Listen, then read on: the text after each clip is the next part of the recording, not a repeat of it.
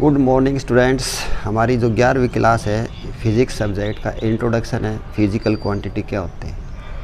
तो फिज़िक्स को हम समझाएंगे। तो देखो, इसको हमने कंपेयर करके पढ़ा है कि जैसे फिज़िक्स वर्कशॉप को क्या बोलते हैं, मिस्त्री की दुकान।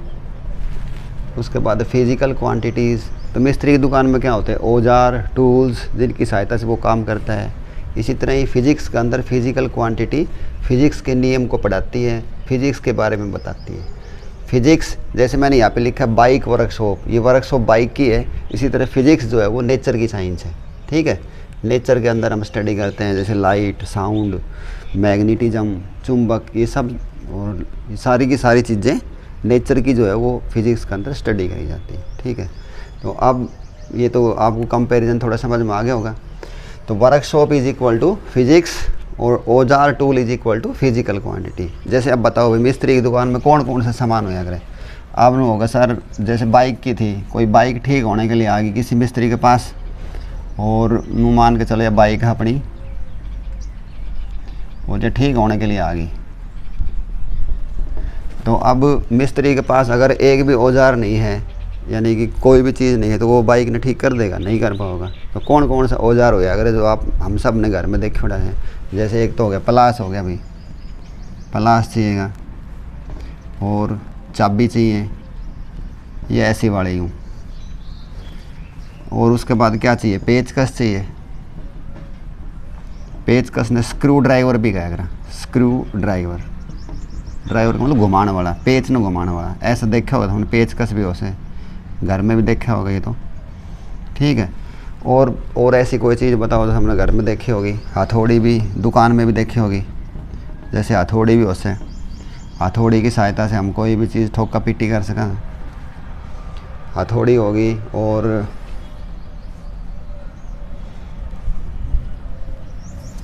ड्रिल मशीन होगी।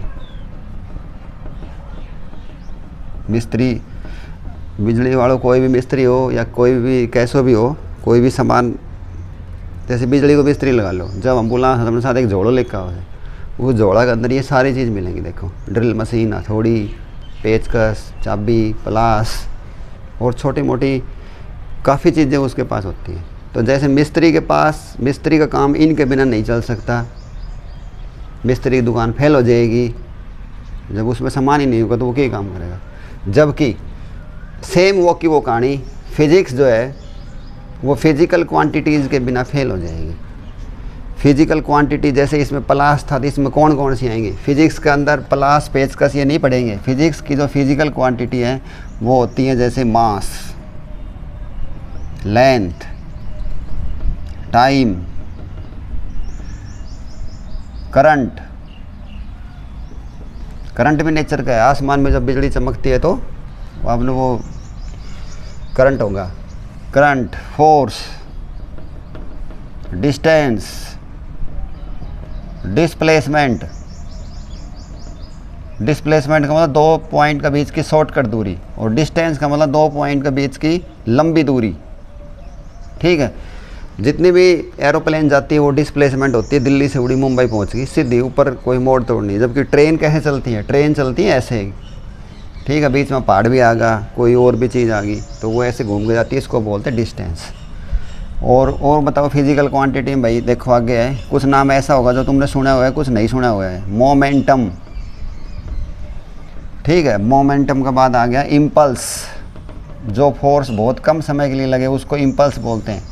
जैसे गिलास हमारे हाथ से छूट जाए और फर्श पर टकराए तो कितनी देर लगता है, देखो वो इस दौरान वो उसको तोड़ देता है, उसको हम बोलते हैं इम्पल्स।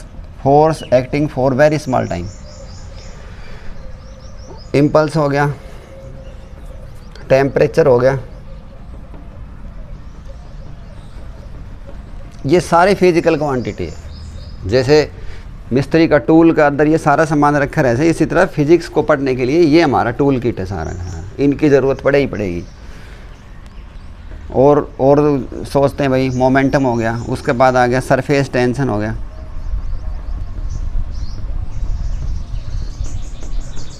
चार्ज हो गया। तो 11वीं क्लास का ही मुख्य हम डिस्कस कर लें। सरफेस टेंशन हो गया, उसके बाद हो गया प्रेशर हो गया जी,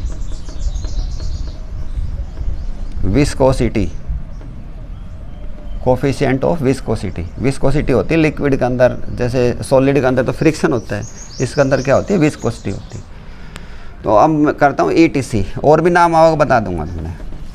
तो ये थी अपनी इंट्रोडक्शन फिजिक्स की। फिजिक्स क्या होता है अब इसकी डेफिनेशन करवाता हूँ, फिजिकल क्वांटिटी की डेफिनेशन करवाता हूँ। ये तो मैंने कंपेयर करके पढ़ाया है आपको कि जैसे मिस्त्री का काम बिना औजार के नहीं चल सकता, इसी तरह ही फिजिक्स का काम जो है वो बिना फिजिकल क्वांटिटी के हम नहीं पढ़ सकते।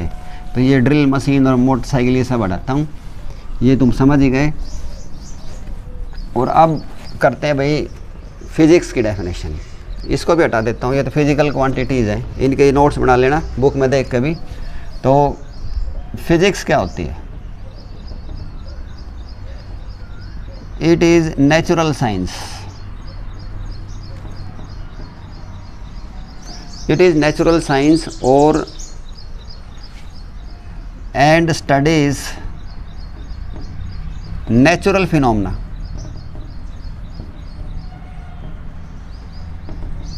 ठीक है, नेचुरल फिनोमेना जितना भी है इस संसार के अंदर वो सारी चीज़ फिजिक्स के अंदर पढ़ाई जाएगी। जैसे मोटे मोटे मैंने यहाँ पे लिखी भी है कि ये जो टाइम, करंट, मैग्नेटिज्म, ये सारी की सारी चीज़ें नेचर की होती है। साउंड, मेरी आवाज़ सुन रहे हो, नेचर की है ये भी।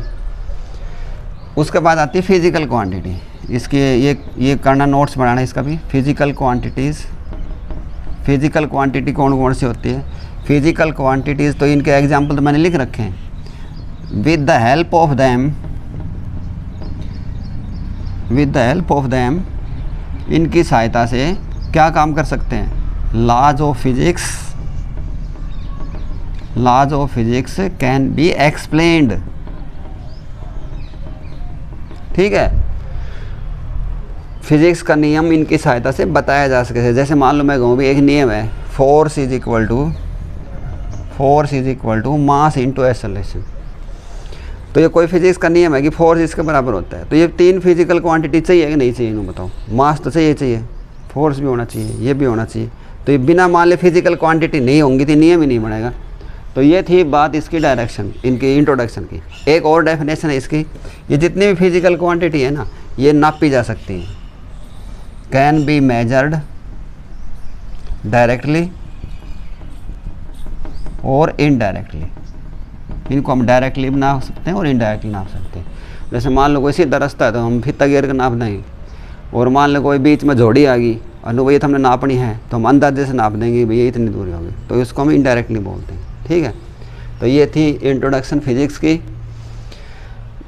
फिजिक्स की हमने कंपेयर करी है मिस्त्री की दुकान के साथ, और ये फिजिकल क्वांटिटी है। तो डियर स्टूडेंट्स, अब देखो जो फिजिकल क्वांटिटी है ना, इसके बाद 2 पर्सन और बनेंगे कि फिजिकल क्वांटिटी भी कितने प्रकार की होती है। फिजिकल क्वांटिटी, इनके अंदर से हम मुख्य 7 बाहर निकाल देंगे। 7 फिजिकल क्वांटिटी बाहर निकाल देंगे। 7 वो होंगी जिनका आपस में कोई लेना देना नहीं है, लेकिन उनके बिना हमारा गुजारा भी नहीं हो सकता, तो उनको हम बोलते हैं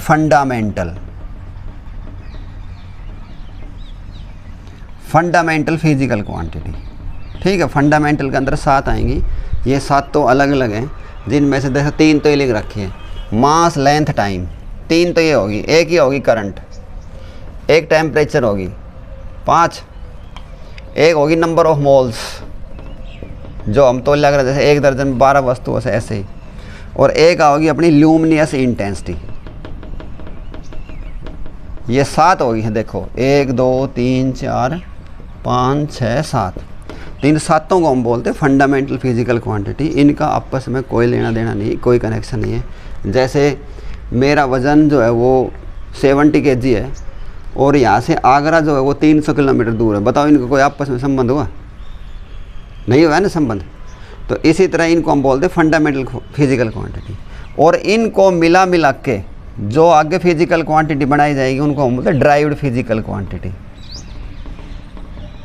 ड्राइव्ड फिजिकल क्वांटिटी, जैसे ऐसे देखोगे जो मुख्य कलर कौन सा है, नीला, हरा और लाल, तो इनको हम बोलते हैं प्राइमरी कलर। ये सारे हमारे प्राइमरी कलर हैं। बाकी जितने भी जो रंग बना हुआ इन तीनों मुख्य कलर के मिला के बनाया जाएगा। इसी तरह फंडामेंटल फिजिकल क्वांटिटी 7 है, इनको आपस में मिला के और भी फिजिकल क्वांटिटी बनाई जाएंगी, उनको हम बोलेंगे ड्राइव्ड फिजिकल क्वांटिटी। जैसे देखो फॉर एग्जांपल जो फोर्स है वो ड्राइव्ड फिजिकल क्वांटिटी है, मोमेंटम है वो ड्राइव्ड फिजिकल क्वांटिटी है। ठीक है, ये सारी आगे चीज़ जो है इनका डायमेंशन फार्मूला और यूनिट हम अगली वीडियो के अंदर सीखेंगे। उम्मीद करता हूँ ये थोड़ा थोड़ा समझ में आ गया हो। Thanks, have a good day. और नोट्स बनाओ, कौन कौन सा फिजिक्स की डेफिनेशन लिखो, फिजिकल क्वांटिटी क्या होती है, उनके एग्जाम्पल लिखो। आज का होमवर्क यही है अपना।